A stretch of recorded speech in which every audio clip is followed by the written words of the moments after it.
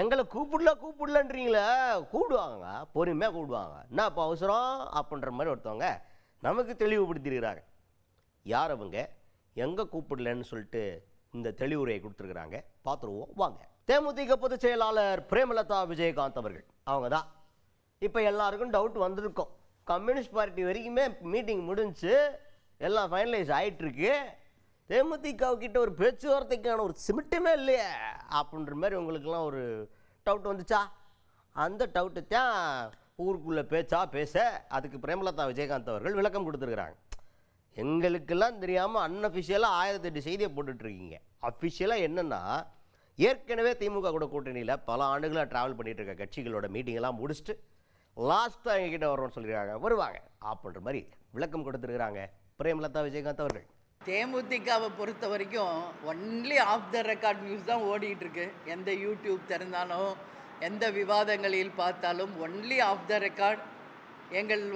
நாங்கள் கேள்விப்பட்ட செய்தியை கேட்கிறோம், இந்த மாதிரி தான் தொடர்ந்து சொல்லிகிட்டு இருக்கீங்க. அதனால் எங்களை கூப்பிட்டு பேசலை அப்படிங்கிறதெல்லாம் கற்பனை செய்தி, அதெல்லாம் எதுவுமே கிடையாது.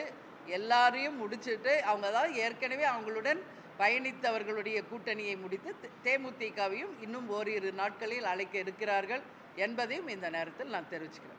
அதுக்கடுத்தது எத்தனை தொகுதி உங்கள்கிட்ட ஒரு ஐடியா இருக்கும்ல, தேமுதிக இத்தனை தொகுதி டிமாண்ட் பண்ணலான்னு இருக்கோம் அப்படின்ற மாதிரி ஒரு ஐடியா இருக்கும்ல, அதில் எத்தனை தொகுதி அப்படின்னு நம்ம செய்தியாளர்கள் கேட்குறாங்க.